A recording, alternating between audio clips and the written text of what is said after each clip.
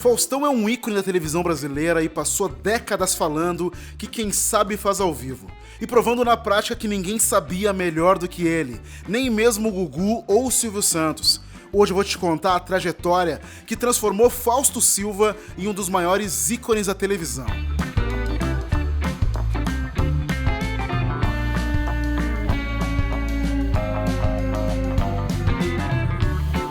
Viu que é uma dica de ouro? Ainda dá pra garantir credenciais pra CCXP 23 e com desconto. É só aproveitar a parceria com o Banco do Brasil e usar seu Orocard Visa pra ter até 30% off nos ingressos normais e 10% nas credenciais Epic e Unlock. É mais uma vantagem do BB pra quem ama games, cultura pop e, claro, o evento mais épico do ano. A gente se vê lá, hein?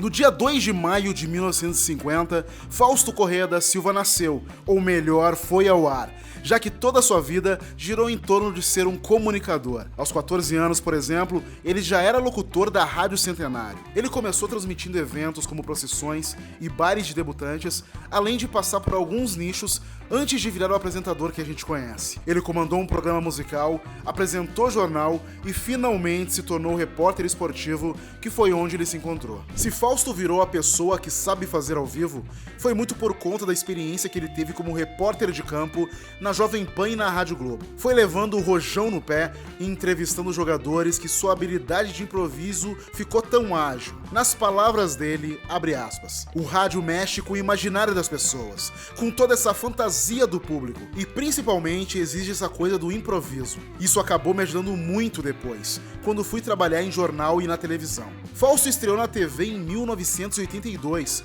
quando virou comentarista de esportes no jornal Bom Dia São Paulo da Globo. Ele era um comunicador tão bom que conseguia se adaptar tanto em jornais mais sérios quanto em programas mais focados em entretenimento, como o Balancê, que era exibido na Rádio Excelsior e tinha um foco bem grande em humor. Esse foi o programa que mudou a trajetória do Faustão. Primeiro porque ele entrou no programa para falar sobre esporte, mas acabou provando que seu humor encaixava bem em todo tipo de assunto. Segundo, porque ele era inicialmente apenas um repórter do Balancê, mas mais tarde assumiu o posto de apresentador. Balancê 780. Recomendamos o mesmo que a tripulação do Jumbo, aquele recomenda. Aperte os cintos, os que ainda tiverem furo no cinto. Esse novo papel era algo que Faustão não esperava. Abre aspas. Eu nem pensava em ser apresentador. Nunca sonhei com essa coisa de sucesso, de virar artista. Fui fazer rádio, jornal e televisão por vontade. Trabalhar naquilo que você gosta é a melhor coisa do mundo. Era óbvio que ele nasceu para aquilo, e qualquer um que sintonizasse no Balancê diria o mesmo, incluindo o Goulart de Andrade, apresentador e jornalista da TV Gazeta, que propôs ao Fausto e equipe que transformassem um programa de rádio em um programa de TV. Foi assim que em 1984 eles estrearam na Gazeta com um novo nome, Perdidos na Noite. Atenção, silêncio nessa bagunça, isso aqui é um programa de respeito. Tá parecendo que isso aqui é um fantástico? O deboche do Fausto, que marcaria décadas e décadas os domingos brasileiros, estava mais presente do que nunca no Perdidos na Noite. Ele zoava a plateia, a falta de estrutura do programa e principalmente a si mesmo. Tudo com muitas frases de efeito e raciocínio rápido. O programa rodou por algumas emissoras. Foi da Gazeta para Record e em 1986 passou a ser transmitido pela TV Bandeirantes. A princípio, o programa só passava em São Paulo, mas por conta do sucesso, passou a ser transmitido para todo o Brasil e Fausto virou um sucesso nacional. Na mesma emissora, ele comandou também o programa Safenados e Safadinhos, que o apresentador definia como um programa infanto-geriátrico. Não entendeu? A ideia era receber uma plateia só de pessoas com menos de 15 anos ou mais de 50. Realmente vocês me emocionaram. O titio Faustão, o cachê então é uma injeção pra cada um, tá bom? Esses programas ajudaram a provar a versatilidade do Fausto. Aquele mesmo cara que era um ótimo repórter de campo e se virava tão bem apresentando um programa de comédia, tinha também jogo de cintura suficiente pra lidar até com crianças. Parecia que ele conseguia fazer qualquer coisa. Foi por isso que a maior emissora do país o convidou para uma tarefa hercúlea: a de derrubar a hegemonia do rei dos domingos, Silvio Santos. Mas antes de eu te explicar isso, deixa eu fazer um pequeno parênteses para falar como ele só foi parar na Globo por consequência das escolhas daquele que seria o seu grande nêmesis televisivo, o Gugu Liberato. Na época, a Globo estava sondando alguém para comandar as tardes de domingo da emissora, que era um horário dominado pelo Silvio Santos desde os anos 60. A ideia da emissora era contratar o Gugu, que estourou apresentando Viva a Noite no SBT.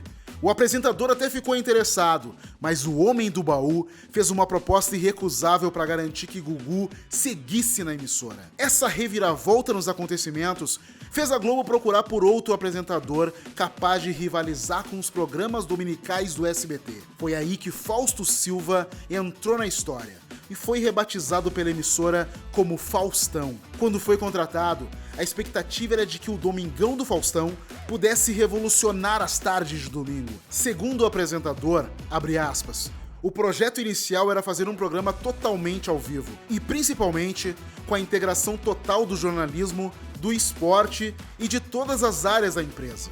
Naquele início, era fundamental que fizéssemos um programa totalmente diferente do programa do Silvio e, principalmente, que trouxesse a agilidade, o dinamismo, a rapidez e a flexibilidade do rádio.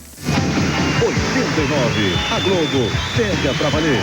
Pegadinha, TV Absurdo, são algumas atrações do Domingão do Faustão. 3 horas ao vivo, aqui no Plim Plim. Um programa, inclusive, com o seu lado cultural.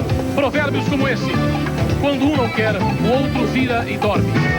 Domingão do Faustão. Faustão estava animado para a oportunidade, mas ao mesmo tempo tinha medo do quanto o programa duraria. Era uma preocupação justa, porque apesar dele já ter conquistado muito sucesso no Perdidos na Noite, fazer um programa de sucesso aos sábados na Bandeirante é uma responsabilidade completamente diferente de apresentar um programa de horário nobre nos domingos na maior emissora do país. Depois de um ano de preparações, afinando o formato, Domingão do Faustão foi ao ar em março de 1989. Estamos começando na Rede Globo um novo programa. Está no ar o Domingão do Faustão. Aê! Desde o início, o Domingão tinha jogos, concursos, entrevistas com celebridades, quadros musicais e a participação do público. Faustão era tudo o que a Globo precisava para roubar o primeiro lugar do Ibope do Silvio. E foi o que aconteceu. Durante boa parte dos anos 90, Faustão foi o líder indiscutível de audiência. Em entrevista ao UOL, o Boni, que era o cabeça da Globo, define o feito da seguinte forma, abre aspas, o domingo era do Silvio, e ele foi imbatível até a chegada do Fausto Silva, que realmente liquidou o Silvio. Nesse ponto, a história da carreira do Faustão se confunde com a própria história da TV brasileira. Deixa eu te explicar. Depois que Faustão virou líder de audiência, o SBT respondeu dando mais espaço pro Gugu. E aí, a disputa entre Domingão e o Domingo Legal rendeu algumas das maiores baixarias da TV brasileira. Em 96, Gugu levou jovens que sofriam de hipertricose, uma doença que provoca crescimento excessivo de pelos. Eles foram anunciados como lobisomens mexicanos. Pois é, por mais questionável e sensacionalista que fosse a situação, o programa bateu 16 pontos de Ibope, 25% a mais do que na semana anterior. O Domingão respondeu sensacionalismo com sensacionalismo. Eles fizeram um quadro para tirar as medidas da bunda da Carla Pérez, por exemplo. Teve até um outro que tinha 3 modelos nuas cobertas por iguarias da culinária japonesa. Esse daí ficou conhecido como sushi erótico. No caso, o prato decorado, a opção da escolha da mulher, está por R$600. Mas a gota d'água foi quando o programa convidou um adolescente com uma condição genética que resultava em deformações físicas e deficiência intelectual, e o apelidaram de Latininho, para dançar ao lado do próprio Latino. É verdade que a apresentação bateu 30 pontos no Ibope, mas ela também rendeu acusações de exploração e humilhação. Isso tudo levou a uma indenização de R$1 milhão para a família do jovem. Esse episódio levou o Boni a propor um código de ética entre a Globo e o SBT para evitar a exibição de cenas escatológicas e de desgraças humanas. Mas o SBT recusou. Mas você deve estar se perguntando, e o Faustão como pessoa física nesse enrosco todo? Em entrevista, o apresentador disse que estava em desacordo com algumas abordagens do programa. Além disso, ele achava que a audiência merecia ver mais do que só o sensacionalismo. A Globo então decidiu encerrar o Vale Tudo pela audiência, e o Gugu tomou a dianteira do Ibope durante bons anos. E só a título de curiosidade, fica aqui a informação pra você. Eventualmente, o Faustão voltou a liderar a audiência da TV. Isso aconteceu em 2003, quando foi ao ar aquela infame entrevista com os supostos membros do PCC, em que o Domingo Legal forjou uma exclusiva com a facção. A carreira do Gugu nunca mais se recuperou totalmente depois disso, e quem saiu ganhando foi o Faustão, que voltou a dominar a audiência.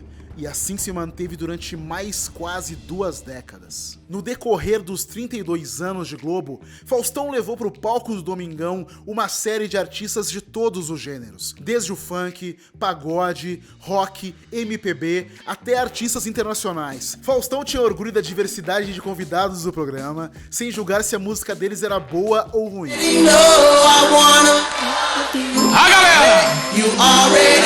Além disso, o Faustão apresentou uma série de momentos caóticos que raramente a gente via em outros programas num canal todo certinho como a Rede Globo. Foi no palco do Domingão que aconteceu o concurso da nova loira do Tchan, por exemplo. Também foi onde a Xuxa anunciou sua gravidez e onde surgiram alguns dos momentos mais marcantes da TV.